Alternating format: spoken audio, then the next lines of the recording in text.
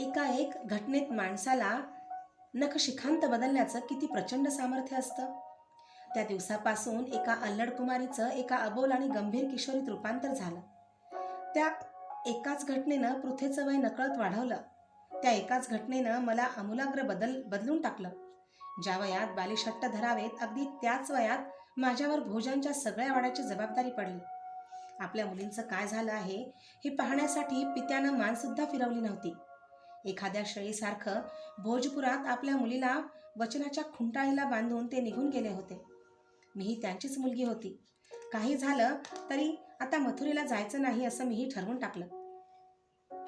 दिवसांमागून दिवस जाऊ लागले. मला नेहमीच मथुरेची आठवण येई, पण मनाच्या निर्धारानं मी ती पुसून टाके. कारण इथं मी पृथा नव्हती, इथं मी कुंती होती.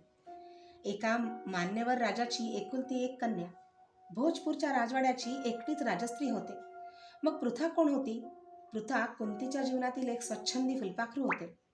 पृथा कुंतीच्या जीवनातील एक वायूची लहर होती. पृथा कुंतीच्या जीवनातील हिरवळ होती. पृथा कुंतीच्या जीवनातील एक पुष्पशय्या होती. पृथा कुंतीच्या जीवनातील एक सुगंधी कुपी होती. पृथा म्हणजे कुंतीच्या जीवनातील केवळ एक स्वप्न होतं. नुसतं स्वप्न? कधी कधी स्वप्नातील गोष्टीही मनाला आनंद देतात. पृथेची आठवण मला तशीच आनंद देऊ लागली. तिच्या अल्लड निरागस स्मृतीशिवाय आज तरी माझ्याजवळ आनंददायक असं दुसरं काहीच नव्हतं. भोजपुरात राजकुमारी कुंती म्हणून मला सर्वजण मान देऊ लागले. मला कोणत्याही गोष्टीची कमतरता भासू नये म्हणून बाबा झटू लागले. रीतिरिवाजाच्या काही काही गोष्टी मला चटकन समजत नसत. वाड्यावर एक वृद्ध दासी होती. ती मला सगळं समजावून सांगत असे. माझी ती अतिशय काळजी घेई. एका नव्या जीवनाला मला सुरुवात करावी लागली. इथं पाठीवरून मायेनं फिरणारा आईचा हात नव्हता. तरीही मोठ्या निर्धारानं आणि चिकाटीनं मी सर्व शिकत होते. मध्येच कधीतरी एकदम ओरडणाऱ्या टिटवीसारखी मथुरेची आठवण होई. मोठ्या कष्टानं मी ती दाबून टाकली. दिवसेंदिवस मी जास्त समजूतदार होत चालले. अशा अवस्थेतच तिथं माझी 2 वर्ष गेली. राजवाड्याची आता मला सवय झाली. एक वेगळं आकर्षण भोजपुराविषयी वाटू लागलं. त्या वृद्ध दासीबरोबर मी कधी कधी नदी किनाऱ्यावर जाई. एकदा मी तिला विचारलं, या नदीचं अश्वनदी असं विचित्र नाव का? की घोड्याच्या गतीनं धावते म्हणून हे नाव आहे? नाही राजकुमारी, तसं नाही. पण या भोजपुरामधले घोडे या नदीशिवाय कुठलंच दुसरीकडचं पाणी पित नाही आणि म्हणून हिला अश्वनदी म्हणतात. ती वृद्ध दासी हुशार होती. तिचं नाव होतं धात्री. व्यवसायावरून ती धात्री होती, पण त्यामुळं तिचं नाव धात्री पडलं होतं. सगळ्या बारीकसारीक गोष्टीचं तिला ज्ञान होतं. कोणत्या व्याधीवर कोणती औषधी वनस्पती चालते इथपासून पूर्वेकडच्या निषादांच्या राज्यात राक्षस टोळ्यांशी कशी बंडाळी चालते तिथपर्यंत ती मला नेहमी काहीतरी सांगत असे. एकदा मी तिला विचारलं, अशा या निषादांच्या शेजारी आपण राहतो, आपणाला त्यांच्यापासून केव्हाही त्रास होणारच. या राजवाड्यावर अशा वेळी राजस्त्रियांच्या संरक्षणासाठी काय सोय आहे? इकडे तिकडे पाहून ती हळूच म्हणाली, आहे तशी सोय आहे, पण ती फक्त मला व महाराजांना माहीत आहे. कोणती सोय आहे? मी कुतूहलानं विचारलं. चला माझ्याबरोबर, दाखवते तुम्हाला. मी तिच्याबरोबर राजवाड्याच्या एका दालनात गेले. इकडे तिकडे पाहून तिनं कोणी नाही याची खात्री करून घेतली आणि कोपऱ्यातली एक दगडी खुंटाळी उजवीकडे फिरवली. त्या कोपऱ्यातील एक 3 हात उंचीचा भाग दूर झाला. आतून धुसर प्रकाशाचे किरण बाहेर पडले. ते एक भुयार होतं. कुठं जात होतं हे भुयार? मी आश्चर्यानं विचारलं. अश्वनदीवर, तिनं उत्तर दिलं. मी त्या भुयारात डोकावून पाहिलं. इतक्यात एक पाकोळी चिरका आवाज काढीत फडफडली. बाहेर जाण्यासाठी ती धडपडत होती, पण तिला मार्ग सापडत नव्हता. भुयाराच्या भिंतीवर आपले पंख फडफडवीत 3-4 वेळा ती थडाथड आपटली आणि शेवटी वर प्रकाशासाठी ठेवलेल्या छिद्रातून निघून गेली. तिची ती धडपड पाहून जीवन म्हणजे विश्वाच्या भयान भुयारातून बाहेर पडण्यासाठी धडपडणारं पाखरू आहे असा एक विचित्र विचार माझ्या मनात येऊन गेला. झटकन मी ती दगडी खुंटाळी डावीकडे फिरवली. तो भाग होता तसा बंद झाला. भुयार अदृश्य झालं. माझं मन स्थिरावलं. मी धात्री आणि बाबा असेच एकदा महालात बोलत बसलो होतो. इतक्यात एक दूत सैनिक धापा टाकत महालात आला. श्वास कसा तरी रोखत तो म्हणाला, महाराज, पूर्वेकडून निषादांचं सैन्य वाटचाल करीत आहे. आपल्या भोजपुरावर ते चालून येत आहे. काय म्हणतोस? असाच जा आणि सेनापतींना रणभेरी आणि शंख फुंकायला सांगा. चर्मणवतीच्या किनाऱ्यापलीकडेच त्यांना रोखलं पाहिजे. या भोजपुरात कुंती भोज आहे तोपर्यंत हे राज्य स्वतंत्रच राहील. जा. बाबा झटकन उठले आणि शस्त्रागाराकडे निघून गेले. त्यांच्या चालीत सिंहाची ऐट होती. शरीरात भोजकुलाचं आशरण रक्त होतं. क्षणार्धातच योद्ध्याचा वेश चढवून ते परत आले. नगरात सगळीकडे शंखदुंदुभी आणि रणभेरी घुमू लागल्या. बाबांची चर्या एका वेगळ्याच तेजानं चमकू लागली. भोजपुराचं सैन्य तयार झालं. सगळीकडे भोजांच्या राज्याचा जय जयकार घुमू लागला. शूर सैनिक स्वातंत्र्यासाठी मरायला तयार झाले. मी धात्रीला पंचारती करायला तयार करायला सांगितलं. युद्धावर जाण्यापूर्वी राजाला ओवाळायचं असतं. धात्री आरती घेऊन आली. पण त्यापूर्वीच बाबा बाहेर पडले. राजवाड्याच्या दारातून मी म्हणाले, बाबा थांबा, मी ओवाळते. ते मागं न फिरताच म्हणाले, क्षत्रिय तोंड फिरवल्यानंतर मागं कधीच वळून बघत नसतात मुली. विजयी होऊन आलेल्या पिताला ओवाळ. तोपर्यंत पंचारती देव्हारातल्या कुलदेवतेपुढं तशीच तेवत ठेव. त्यांनी गरुड चिन्हांकित राजध्वज हाती घेतला. पुढचं पाऊल पुढंच टाकीत ते महाद्वारात गेले आणि रथात बसून क्षणार्धात दिसेनासे झाले. चोहोकडे महाराज कुंती भोजांचा विजय असो अशा घोषणा घुमू लागल्या. भोजांचं सैन्य निषादांचा निपात करण्यासाठी पेटल्या मनानं धावू लागलं. धुळीचा एक लोळ दूरवर उठत होता. अश्वनदीच्या पात्राच्या दिशेनं तो थोड्या कालानं विरून गेला. रोज वेगवेगळ्या वार्ता कानांवर पडत होत्या.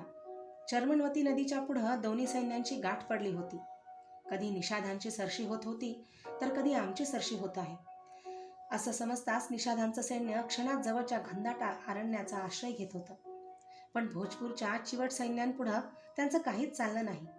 10 दिवस त्यांनी वाट पाहिली आणि परत ते विंध्य पर्वताच्या दिशेनं आले तसे माघारी निघून गेले. बाबा यशस्वी झाले. एक दूत वार्ता घेऊन आला. निषादांना पिटाळून महाराज कुंतीभोज परत येत आहेत. सगळं नगर उत्साहानं भरून गेलं. आपल्या शूर राजांचं प्रेमपूर्ण स्वागत करण्यासाठी नगरजन उत्सुक झाले. स्त्रियांनी अंगणात सडे शिंपले. गुढ्या तोरणं उभारण्यात आली. आक्रमकांना पिटाळणाऱ्या कोणत्या वीर राजाचा जनतेला अभिमान वाटणार नाही? अशा राजांचं कोण स्वागत करणार नाही? कोण त्यांच्यावर सुवर्णपुष्पांचा वर्षाव करणार नाही? 15 दिवसांनी बाबा विजयी होऊन परत येत होते. 15 दिवस कुलदेवतेसमोर इंगुदीचं तेल घालून तेवट ठेवलेली पंचारती हातात घेऊन मी राजवाड्याच्या महाद्वारात उभी राहिले. नगराच्या सीमेवरून नगाऱ्याचा आवाज येत होता. नगरजन घोषणा देत होते. फुलं उधळीत होते. शेवटी आमचं विजयी सैन्य राजवाड्याजवळ आलं. सैन्याच्या आघाडीवर एक हत्तीच्या अंबारीत बाबा बसले होते. माहुतांनी हत्ती खाली बसवला. बाबा महाद्वारात उभे राहिले. त्यांच्या विजयी डोळ्यातून आनंदाच्या ज्योती बाहेर पडत होत्या. मान ताठ होती. महाद्वारात मी त्यांना ओवाळलं. त्यांनी पाठीवरच्या बाणांचा भात्यातून एक बाण सरकन खेचून हातात घेतला. त्यांचं धारदार टोक आपल्या उजव्या अंगठ्याला टोचलं. त्यांच्या भरगच्च अंगठ्यावर रक्ताचा एक थेंब उभा राहिला. त्याचा टिळा माझ्या मस्तकाला लावीत ते म्हणाले, वीरांनी विजयाच्या धुंदीत जगावं आणि वीरकन्यांनी शिलासाठी मरावं. अमृताचे बोल होते ते. मी भारावून गेले. मला बाबांचा अभिमान वाटला. मी मनोमन पुटपुटले, वीरकन्यांनी शिलासाठी मरावं आणि वीरांनी विजयाच्या धुंदीत जगावं. सगळ्या नगरजनांनी विजयोन्मादानं घोषणा केल्या, महाराज कुंतीभोजांचा विजय असो, राजकुमारी कुंतीदेवीचा विजय असो. अभिमानानं छाती फुगवीत बाबांनी महाद्वारात पाऊल टाकलं. इतक्यात एक तीक्ष्ण आवाज सगळ्यांची काळज कापीत वाड्याच्या प्राकारात घुमला. विजेच्या कडकडाटासारखा प्राकाराच्या पाषाणांवरही भीतीनं रोमांच उभे राहावेत असा. राजा, विजयाच्या आनंदानं एवढा उन्मत्त झालास काय? तुझ्या वाड्यासमोर कोण अतिथी उभा आहे याची तुला जाणीव तरी आहे काय? सगळ्या नगरजनांची दृष्टी त्या आवाजानं आपल्याकडे रोखून घेतली. भीतीची एक सणसणीत शिरशिरी सगळ्या वातावरणात अंगात चमकून गेली. आम्ही आवाजाच्या दिशेने पाहिलं. एक लांबच लांब दाढी असलेला जटाधारी कृश आणि उंच असा ऋषी होता तो. त्याचा रंग तांबसर होता. सगळं जग जणू काही त्याच्या दृष्टीनं हातातील बिल्ववृक्षाच्या वक्रदंडानं सहज उलटं करता येण्यासारखं केवळ गवताचं पातं होतं. आपल्या वक्रभुवयांनी त्यानं सगळ्या ब्रह्मांडाला एक जबरदस्त विळखा घातला होता. हातातील चकचकीत झळाळणारा कमंडलू हवेत नाचवीत तो डोळ्यातून अग्नीचा वर्षाव करीत होता. नगरजन कुजबुजू लागले. बाबा तत्परतेनं पुढं झाले आणि त्या ऋषीच्या पायांवर त्यांनी सरळ लोणी घेतली. तो ऋषी पुन्हा कडाडला. कुंती भोजा, कसल्या या रणभेरीच्या आणि तुताऱ्यांच्या फुंकण्या फुंकतो आहेस? गुरुदेव, क्षमा असावी. स्वारीहून आत्ताच परततोय. आपल्या आगमनाची कल्पना नव्हती, नाहीतर. बाबा त्यांच्या चरणावर मस्तक ठेवून कळवळून बोलू लागले. क्षणापूर्वी अशोकासारखे ताठ असलेले बाबा क्षणात गवताच्या पात्यासारखे मलूल झाले. क्षणापूर्वी भुजंगासारखे सळसळीत वाटणारे बाबा क्षणात गोगलगाईसारखे दीन झाले. आगमनाची कल्पना द्यायला मला काय तू आपल्या पायाचं मांडलिक समजलास? या पृथ्वीच्या पाठीवर हवा तिथं मुक्तपणानं स्वच्छंद फिरणारा मी एक मुक्त ऋषी आहे, हे विसरलास की काय? की ही सगळी पृथ्वी तुझ्या पायाची बटीक झाली आहे? तो ऋषी भोया वाकड्या करीत परत गरजला. अंगावर कोसळणाऱ्या कड्यासारखाच तो सर्वांना वाटला. क्षमा असावी. आपण येणार हे समजलं असतं तर आपलं उचित स्वागत करता आलं असतं. अंग सावरून उभं राहत बाबा बोलले. स्वागत आणि मानपान तुझ्यासारख्या नृपांसाठी असतो. मला त्याची पत्रास नाही. क्षमा असावी. हात जोडून बाबा दिनवाणे म्हणाले. ठीक आहे राजा, चल. सगळ्या लोकांनी सुटकेचा निश्वास सोडला. धात्रीनं मला पुढं होऊन नमस्कार करायला सांगितलं. मीही हळूच पुढं झाले आणि त्या ऋषीला वाकून नमस्कार केला. ही कोण राजा? त्यांनी बाबांना प्रश्न विचारला. ही माझी कन्या कुंती. तुझी कन्या? राजा, कोणापुढं तू बोलतो आहेस याची नीट जाणीव आहे काय तुला? आपले डोळे गरगर फिरवीत ऋषीने एक खोचक प्रश्न विचारला. नाही गुरुदेव, क्षमा असावी. ही शूरसेन राजाची कन्या पृथा, माझी मानसकन्या कुंती. आज बाबांना काय झालं होतं? पावसानं झोडपलेल्या लव्हाळ्यासारखे ते खाली मान घालून क्षणाक्षणाला त्या दाढीवाल्या ऋषीला नमस्कार का करत होते? राजा, इथं मी काही तीर्थयात्रा करण्यासाठी आलो नाही. मला एक महायज्ञ करायचा आहे. इथं या भोजपुरात आणि या तुझ्या वाड्यात. माझ्या अंतरात्म्याचा मला तसा आदेश आहे. सेवक सेवेला तत्पर आहे. बाबा वाकून म्हणाले. हा महायज्ञ साधा नाही राजा. या यज्ञानं ज्या 5 मूलतत्वांनी हे जग साकारलं आहे त्या पंचमहाभूतांना मी माझ्या पायाचे दास बनवणार आहे. ज्या शक्तींच्या जोरावर हे सगळं जग चालतं त्या सगळ्या शक्तींना या यज्ञाने मी दास करणार, समजलास? या यज्ञात काही कमी पडलं तर? त्यानं डोळे फिरवले. नाही गुरुदेव, मी आणि कुंती आपणाला काहीच कमी पडू देणार नाही. लक्षात ठेव कुंती भोजा, हा यज्ञ सगळ्या आर्यावर्तात पहिल्या प्रथमच केला जाणार आहे. गेली 3 तप त्यासाठी हिमालयात घोर तपश्चर्या करून मनाचं दिव्य सामर्थ्य मिळवून मी आलो आहे. गुरुदेव, आज मी धन्य झालो. आपण राजवाड्यात चलावं. राजवाड्यात कशाला? जिथं वैभवाचा विलास असतो तिथं आत्म्याचा विनाश असतो. मी पर्णकुटीत राहीन. तुझ्या वाड्यासमोर पर्णकुटीत. जशी आज्ञा. ही कुंती आपली सेवा करील. त्या ऋषीनं वाड्याच्या महाद्वारातून आत पाऊल टाकलं. सगळ्या लोकांनी घोषणा केली, दुर्वास ऋषींचा विजय असो. गरकन वळत दुर्वास ऋषी सर्वांच्या अंगावर एकदम ओरडले. कोणाचा जय जयकार करता? इथं ओरडण्यापेक्षा शेतात जाऊन ओरडा. धान्याची कणसं खाणारी पाखरं तरी उडून जातील. जा, इथून चालते व्हा. राजा, हा असला गोंधळ मला मुळीच चालणार नाही. मला संपूर्ण एकांत पाहिजे. ते परत कडाडले. ते दुर्वास ऋषी होते तर आत्री ऋषींचे पुत्र, महासती अनुसयेचे पुत्र, योगीराज दत्तात्रेयाचे बंधू, आर्यावर्तातील सर्व कोपिष्ट ऋषींचा कोप ज्यांच्या कमंडलूत सहज सामावला असता असे दुर्वास.